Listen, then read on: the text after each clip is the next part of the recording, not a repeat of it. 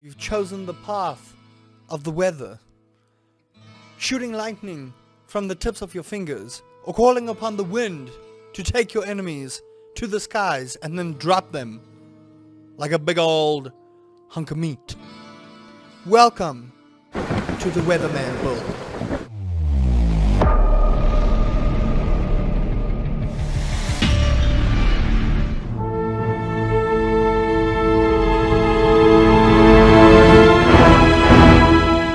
Hello everyone, my name is Rusty Pie Lover, Ginger Streamer, professional high-pitch screamer, entertainer extraordinaire. Welcome to the Diablo 4 Druid Weatherman build. To give you a little bit of insight on the Weatherman build, this is purely going to be lightning and wind. There will be no earth skills in this, and also, as with the previous video with the Necromancer, there will be no items since we don't have any info on any of the items. We will be focusing purely on the skills that are available for the Druid, as well as other passive abilities that will improve this particular build. And then once this build is available and we have the items, we will then further improve on it. But for now, these are theory crafting builds. Everything possibly could change. There will be balances to certain skills, but until then, I hope you guys will enjoy this one, and let's dive right into it. So, just to give you an overview of what we are going to be doing, if you have not checked out the link in the pinned comments or in the description below, I will link it for you. It is a Diablo 4 builder. It has got all 5 of the current classes, and you can go and check which skill tree you want to put your skills in, and it gives you an apt description of each skill that you can level up in and what the skill will do in conjunction with everything else. Since we are focusing on purely a Weatherman build, there will be no summons, and there will also be no earth skills. Obviously, you can go and change this. As with every Diablo game, I urge you to tell me what kind of build you are going to go for and how you are going to change up your Druid. But I've compiled a list of skills that are going to work in conjunction with each other to get the best out of your Weatherman build. So without any further ado, let's get the overview of what we're going to do. So number 1, we are going to be doing spirit boons first, and these are kind of passives that will add to your skills. Then we will go through the Codex of Power, which is split up into multiple pieces of buffs for your character. Then we will go through the actual skills, which are also further broken down. So let's start with the spirit boons. Number 1, we are going to go with Overload. So Overload gives us Lucky Hit, which says lightning damage has up to a 20% chance to cause the target to emit a static discharge, dealing 63.53% damage to surrounding enemies. After that, we will go with Calm Before the Storm, another Lucky Hit. Nature magic skills have up to 15% chance to reduce the cooldown of your ultimate skill by 2 seconds. And then we will also go with Calamity, extend the duration of ultimate skills by 25%. I started with the spirit boons first because these are going to be the things that we are going to be passively putting into our Druid to further enhance all the lightning, nature, and ultimate skills that we will be using. Moving on to the Codex of Power. The Codex of Power is split up into 5 different categories, which is defensive, offensive, resource, utility, and mobility. Starting with defensive, number 1, aspect of the Cyclone Force. Cyclone Armor also provides physical damage reduction. In addition, Cyclone Armor will also be applied to all nearby allies. Aspect of Might. Basic skills grant 25% damage reduction for 4.0 seconds. Offensive Codex of Power skills. Number 1, Edge Master's Aspect. Skills deal up to times 24% increased damage based on available resources when cast, receiving the full benefit while at full resources. Aspect of the Expectant. Enemies hit with basic skills increases the damage of your next core skill by times 5% up to times 50%. Aspect of the Intercom. Deal times 3% increased damage for each second you stand still, up to times 30%. Overcharged Aspect, Lucky Hit. Up to a 10% chance when dealing lightning damage to overload the target for 3 seconds, causing any direct damage you deal to them to pulse additional damage to surrounding enemies. And then finally, aspect of the Tempest. Hurricane damage is increased by times 7% each second while active. Moving on to the resource, Storm Beast's aspect. Lucky hit. Storm skills have up to a 15% chance to grant 10 spirit. Your base storm skills are now also werewolf skills. Under the utility, we have Storm Shifter's aspect. While Hurricane is active, gain +3 to your shape-shifting skills. And then under mobility, we are going to go with both Ghost Walker aspect. You may move freely through enemies while below 40% total life. And Wind Striker aspect. Critical strikes grant 8% movement speed for 1 second. The duration can be extended. So what this whole setup does for you between the Codex of Power and the Spirit Boons is to prep your Druid passively for what is going to happen. And you'll notice that some of these skills do go into both shape-shifting and into different types or subtypes of this particular build. Not everything is going to be working for your Storm or for your Wind build. However, most of this is to ensure you get max damage as well as some defensive power for the resources that you use, especially when standing still and gaining that amount of power for your Hurricane and for your tornadoes coming up. It is going to help your Druid not only survive, but also deal an insane amount of damage, giving you the crowd control and the burst damage that you need for your Druid to be able to go through Sanctuary. And as I said, most of your Codex of Power is to boost the amount of damage that you can deal out, but keep your Druid in the fight, making sure you've got some defensive capabilities as well. Your skills are also subdivided into Basic, Spirit, Defensive, Wrath, and Ultimate. Under your basic skills, we are going to start with Storm Strike. So Storm Strike generates 15 spirit, has a lucky chance to hit for 25%. Electricity gathers around your weapon, dealing 28.35% damage to your target and chaining up to a specific number of enemies, dealing a specific number of less damage each time it chains. Dealing damage with Storm Strike reduces your damage taken by 25% for 3 seconds. And then we can move into the upgrades for Storm Strike. Enhanced Storm Strike. Storm Strike has a percentage chance to immobilize all enemies hit for a number of seconds. Then you've got Fierce Storm Strike. Storm Strike has a 50% chance to make enemies vulnerable for 3 seconds. Wild Storm Strike. Storm Strike chains to a number of additional enemies. For your second basic skill, we are going to go with Wind Shear. It generates 12 spirit, lucky hit chance of 33%, conjure Piercing Blade of Wind, dealing 17.85% damage, and then in that upgrade tree, we can go with Enhanced Wind Shear. Wind Shear has a 35% chance to make enemies vulnerable for 4 seconds. We've got Fierce Wind Shear. Each enemy hit by Wind Shear increases your movement speed by 5% for 3 seconds up to 20%.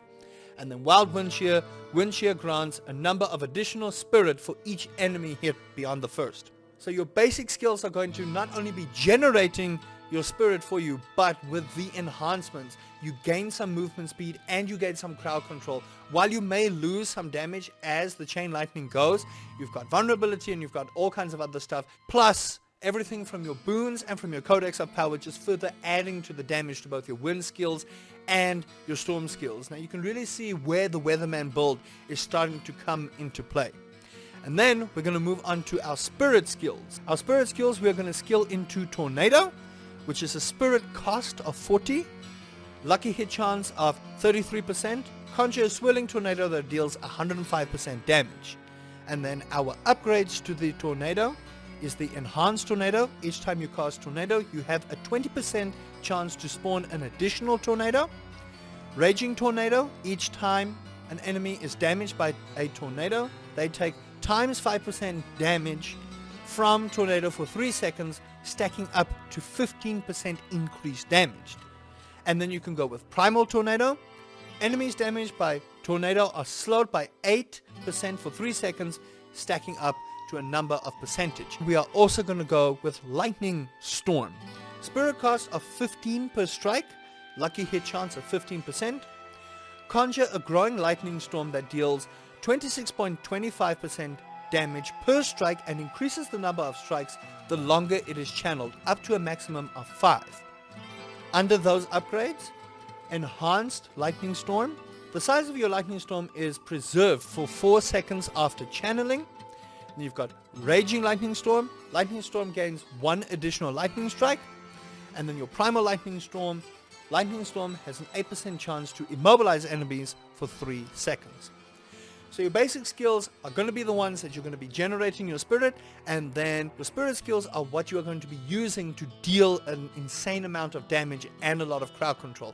And again, taking into consideration not only your Codex of Power, but your spirit boons as well. This is going to allow your druid to really control the tide of the battle by calling down nature at your behest. The more buffs you get on this, the more crowd control you are going to have. Moving on to your defensive part so that you don't get destroyed. Under your defensive skills, we are going to go with Cyclone Armor and Cyclone Armor only. Cooldown of 15 seconds, lucky hit chance 25%, passive, powerful wind surrounds you granting 20% non-physical damage reduction. Active, the wind rapidly expands, knocking back enemies and dealing 15.75% damage. And under those upgrades, we are going to have the enhanced Cyclone Armor. Enemies who are knocked back by Cyclone Armor are also slowed by 40% for 3 seconds. We've got the innate Cyclone Armor. Enemies knocked back by Cyclone Armor become vulnerable for 2 seconds. And then you've got your preserving Cyclone Armor. Every 10 seconds, Cyclone Armor intensifies, reducing the next instance of non-physical damage by an additional 40%. So your defensive skill, again, in conjunction with your Codex of Power, is going to allow you to ensure that you are going to be able to stand and deliver, because you are going to be doing a lot of channeling spells here. So a lot less movement for your druid and a lot more standing still. And because you don't have the summons to tank for you, you're going to be doing a lot of tanking. But this is where aspect of Cyclone Force will help you increase the amount of damage reduction that you are going to have, along with preserving Cyclone Armor. Moving on to your Wrath skills, and under Wrath we are going to be leveling Hurricane. Hurricane, cooldown 20 seconds, lucky hit 33%, form a hurricane around you that deals 102.37% damage to surrounding enemies over 8 seconds. And then to further enhance this, we are going to go with the enhanced Hurricane. Enemies who are damaged by Hurricane are slowed by 25% for 2 seconds. We've got the Savage Hurricane. Enemies who are in Hurricane's radius have their damage reduced by 20%. And then the Natural Hurricane. Hurricane has a 15% chance to make enemies vulnerable for 3 seconds. But also under the Wrath tree, we are going to go with a couple of different buffs for your skills. Elemental Exposure. Your storm skills have up to a 20% chance to make enemies vulnerable for 1 second.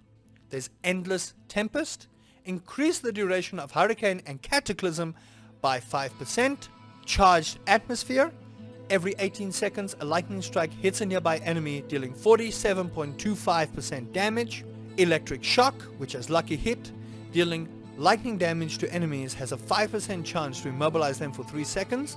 If the target is already immobilized, the lightning strike damage dealt to them is increased by times a percentage instead.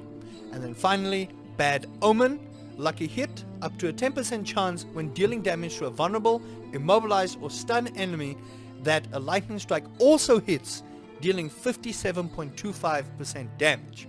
So your Wrath is really going to be the buff to all of your storm and your wind skills. And as you can see with Bad Omen and with a couple of these other skills, it's just going to further enhance the crowd control you're doing, the lightning damage and the hurricane damage that you are doing with your druid, really controlling that crowd, getting rid of monsters in your way and really controlling the weather the way you want to. But we also have the ultimate skill. Under your ultimate, you are going to be choosing Cataclysm. Cooldown of 80 seconds, lucky hit chance of 82%, A massive storm follows you for 8 seconds. Tornadoes knock back enemies and lightning strikes wildly, dealing 54.6% damage. But you can further upgrade Cataclysm to Prime Cataclysm. Cataclysm's duration is increased by 2 seconds. And then Supreme Cataclysm, lightning strikes from Cataclysm makes enemies vulnerable for 2 seconds. Finally, we have Capstones. Now Capstones are going to further increase your skills, and under our Capstone we are going to pick Perfect Storm. Your storm skills grant 2 spirit and deal times 20% increased damage when damaging a vulnerable, immobilized, or slow enemy. And that is the Weatherman build for the Druid. So just to go over it, as you can see, most of these skills that we have selected really turn the tide of battle and allows you to control both wind and lightning purely. We have done no summons, we have done no poison, we have done no earth. Earth I'm reserving for the Earthen Bulwark build, and that is going to be in a different video. But for this one, do let me know what you think about this particular build. I think this is probably one of the stronger elemental builds in the game, especially for the Druid. And considering how the Druid video did, and I want to thank you all for the support on that, I firmly believe that the Druid is quite possibly the most popular class of Diablo 4 that is going to be played. I think only closely followed by the Necromancer. And based on these skills, this is only one build for the Druid. The Druid seems to be one of the most stacked and quite possibly overpowered classes in the game.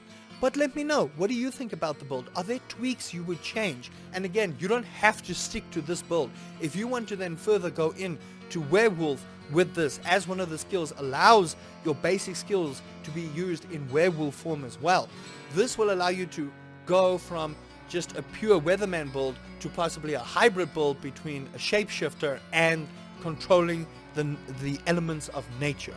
Let me know down below what you thought. Thank you so much for watching. I hope you did enjoy that. If you did, please do leave a like, consider subscribing, hit that notification, because every Wednesday and every Saturday, South African time, my videos will go up for Diablo. Look out for the Sorceress next week, where we will be covering a very specific build for the Sorceress. If you did enjoy this, do let me know, what are your thoughts about the build? Is this something that you're going to be using, or are you going to be using something else? And if you haven't checked out my latest Diablo 4 video, right over there.